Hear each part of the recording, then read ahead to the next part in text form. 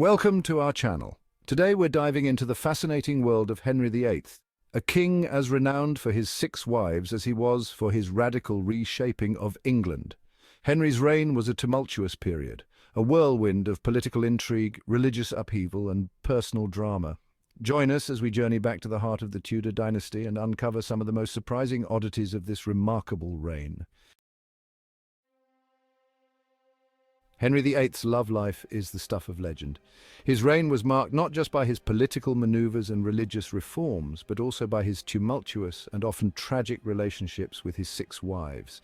6 wives, each with their own unique story, their fates intertwined with the will of a king. These women were more than just queens, they were pivotal figures in the drama of the Tudor court, each leaving an indelible mark on history. Catherine of Aragon, the devout first wife, cast aside after decades of marriage. She was a Spanish princess, daughter of the formidable Ferdinand and Isabella, and her marriage to Henry was initially one of political alliance and mutual respect. Yet, despite her loyalty and the birth of their daughter Mary, she could not provide Henry with a male heir, leading to her eventual downfall. Anne Boleyn, her star rising and falling with the same swiftness. Anne was a lady-in-waiting who captivated Henry with her wit and charm, leading to the king's break with the Catholic Church to marry her. However, her inability to produce a male heir and the political machinations of the court led to her execution on charges of treason, adultery, and incest. Jane Seymour giving Henry the son he craved, only to succumb to the perils of childbirth. Jane was seen as the most demure and gentle of Henry's wives, and she succeeded where her predecessors had failed by giving birth to Edward, the future king. Tragically, she died shortly after childbirth, leaving Henry heartbroken. Anne of Cleves, the German princess, whose marriage was as short as it was unhappy. Their union was arranged for political reasons, but Henry found her unattractive and the marriage was never consummated. They divorced amicably, and Anne lived out her days in England as the king's beloved sister. Catherine Howard, young and vibrant, meeting a tragic end. A cousin of Anne Boleyn, Catherine's youthful exuberance initially charmed the aging king. However, her past indiscretions and alleged infidelities led to her execution, a stark reminder of the perils of the Tudor court. And finally, Catherine Parr, who outlived the king, providing stability in Henry's twilight years. Catherine was a learned and compassionate woman who acted as a nurse and companion to Henry in his final years. She also played a crucial role in the upbringing of Henry's children and the promotion of the Protestant faith. 6 women, forever etched in the annals of history, their lives a testament to the power and capriciousness of the Tudor king. Each wife, with her own strengths and vulnerabilities, navigated the treacherous waters of the Tudor court, leaving behind a legacy that continues to fascinate and inspire. Henry's desire for a male heir was all-consuming, a yearning that would have profound consequences for England. His break from the Catholic Church, a seismic event in English history, was driven by his determination to secure the Tudor line. Unable to divorce Catherine of Aragon and marry Anne Boleyn, Henry challenged the authority of the Pope, declaring himself the supreme head of the Church of England. This act, a bold defiance of centuries of religious tradition, sent shockwaves across Europe and irrevocably altered the course of English history.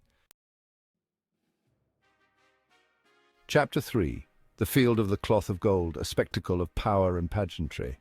Imagine a field transformed, a sea of shimmering gold, a spectacle of unimaginable opulence. This was the Field of the Cloth of Gold, a lavish summit between Henry VIII and Francis I of France. For weeks, these 2 powerful monarchs, rivals on the European stage, sought to outdo each other in displays of wealth and grandeur.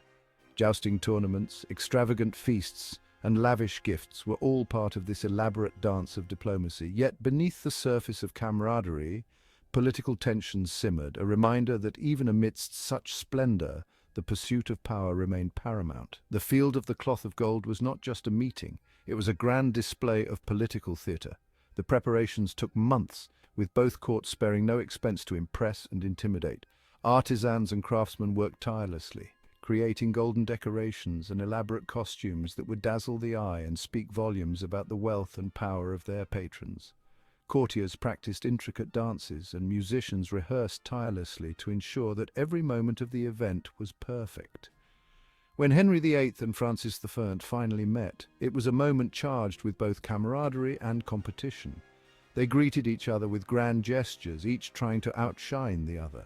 The jousting tournaments were a highlight, with knights in shining armor clashing in displays of martial prowess.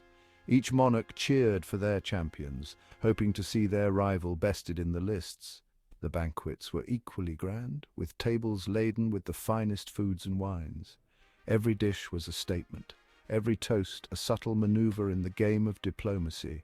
Yet, amidst the laughter and the music, there were whispers and glances, subtle signs of the underlying tensions. Courtiers exchanged knowing looks, aware that this spectacle was as much about power as it was about pageantry. The Field of the Cloth of Gold was a microcosm of the larger political landscape of Europe. England and France, two great powers, each vying for influence and dominance.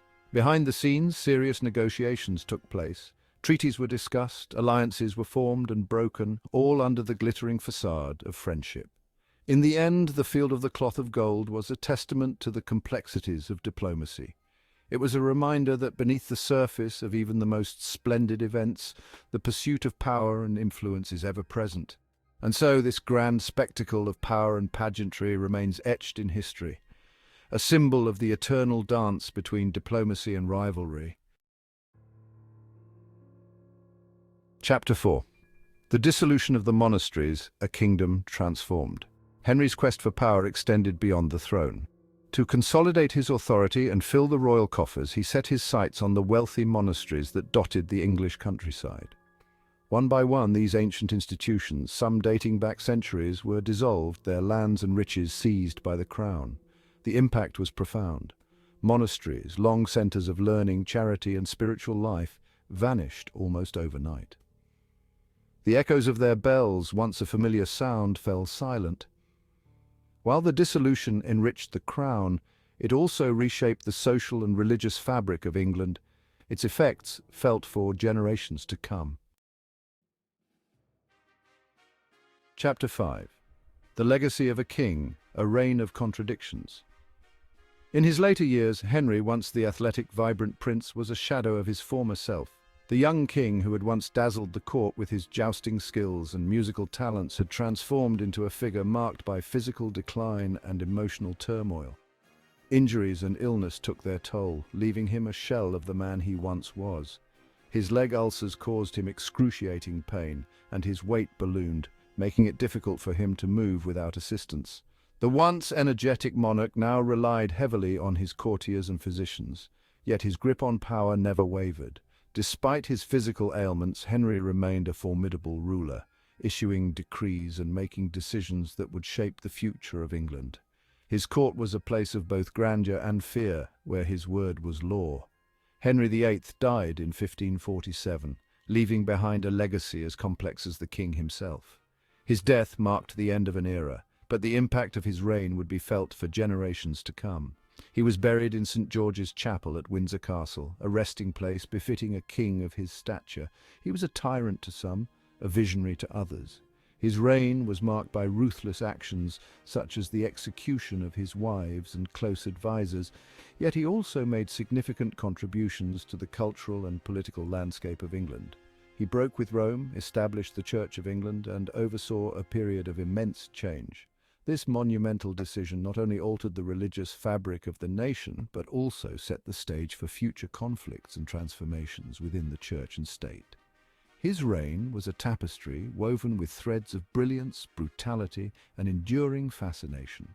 The court of Henry VIII was a microcosm of Renaissance life, filled with intrigue, art, and the ever-present threat of political upheaval.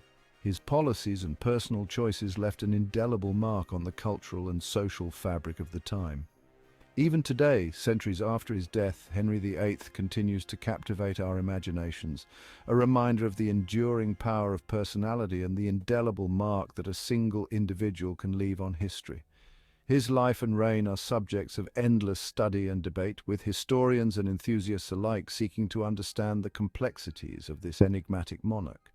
From his tumultuous marriages to his ambitious political maneuvers, Henry VIII remains a figure of enduring intrigue and significance. His story is a testament to the multifaceted nature of leadership and the profound impact one ruler can have on the course of history. Sutro, the enduring enigma of Henry VIII. Thanks for watching. We've only just scratched the surface of Henry VIII's extraordinary reign. From the drama of his 6 wives to the upheaval of the Reformation, Henry's story is a reminder that history is not just a collection of dates and names, but a tapestry woven from the lives of real people driven by passions, ambitions, and flaws. If you enjoyed this video, don't forget to like, share, and subscribe to our channel for more fascinating historical stories. See you next time.